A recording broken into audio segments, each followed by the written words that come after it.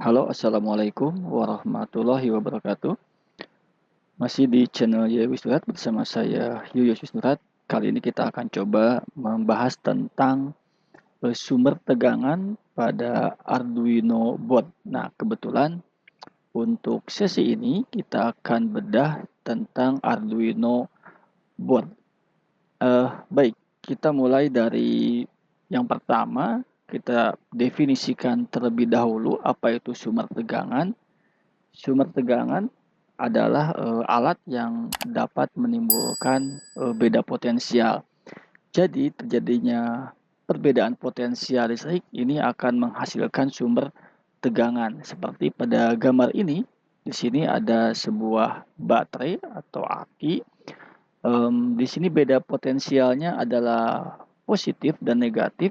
Karena ada perbedaan potensial ini, maka terjadi aliran arus listrik.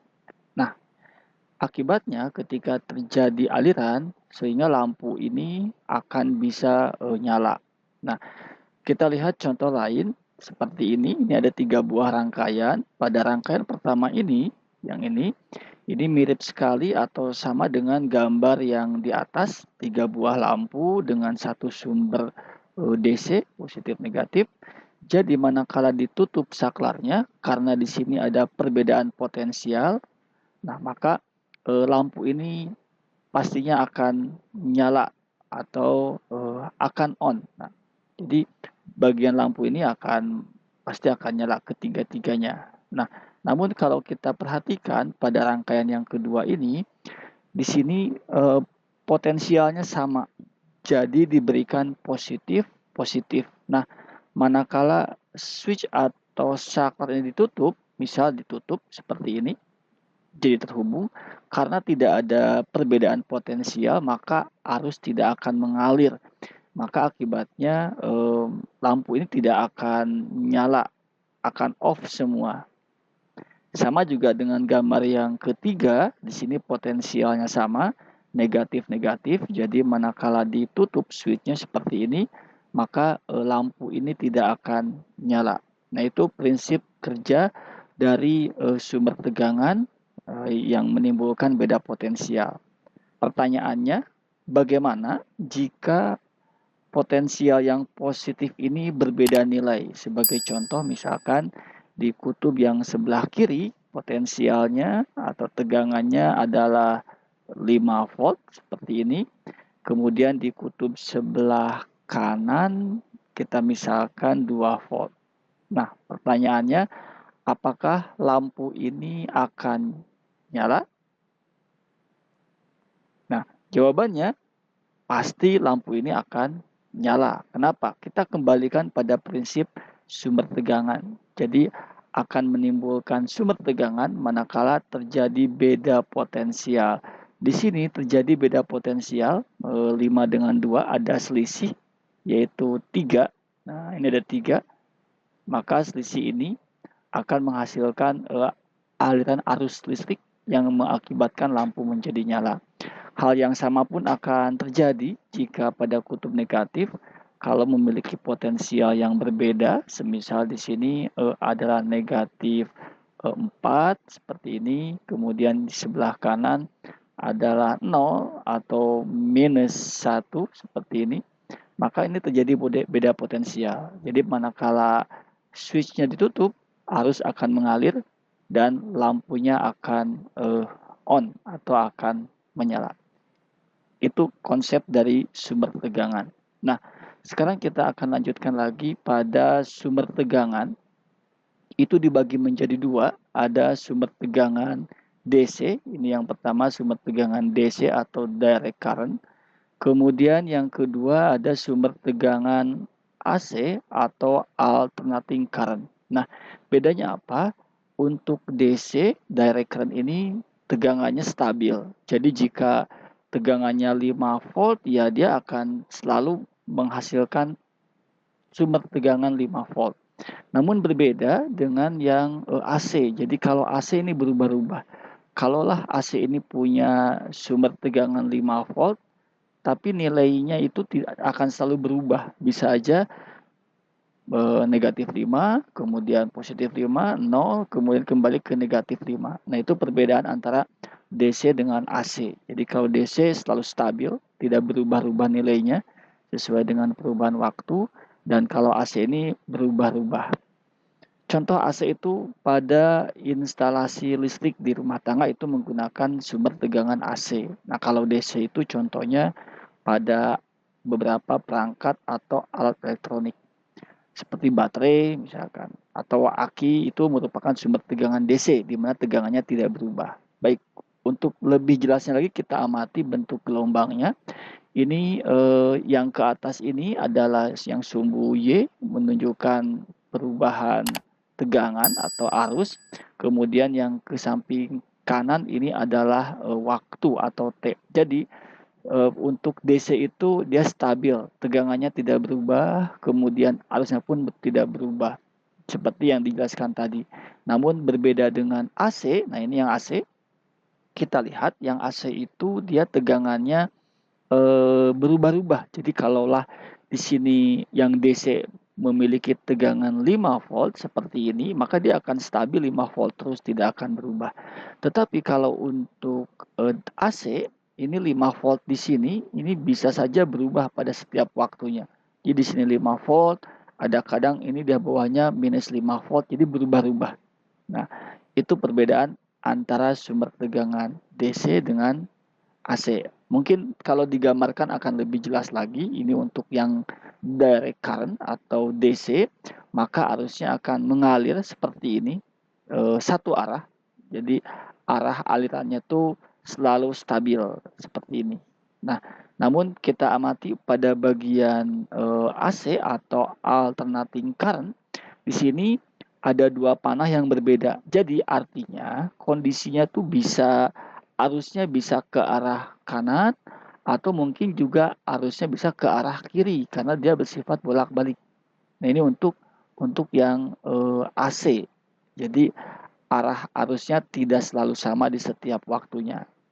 Nah, kita lihat contoh. Untuk DC itu contohnya adalah penggunaan baterai. Kemudian apalagi charger laptop ini pun menggunakan sumber tegangan DC. Nah, untuk yang AC sering kita temui di rumah tangga atau di rumah adalah instalasi listrik PLN. Nah, untuk tegangan AC ini mohon hati-hati karena di sini menghasilkan tegangan 220 volt yang sangat tinggi, jadi berbahaya jika kita sentuh. Maka harap nanti pada saat menggunakan tegangan AC itu harus berhati-hati. Oke, kita lanjutkan lagi.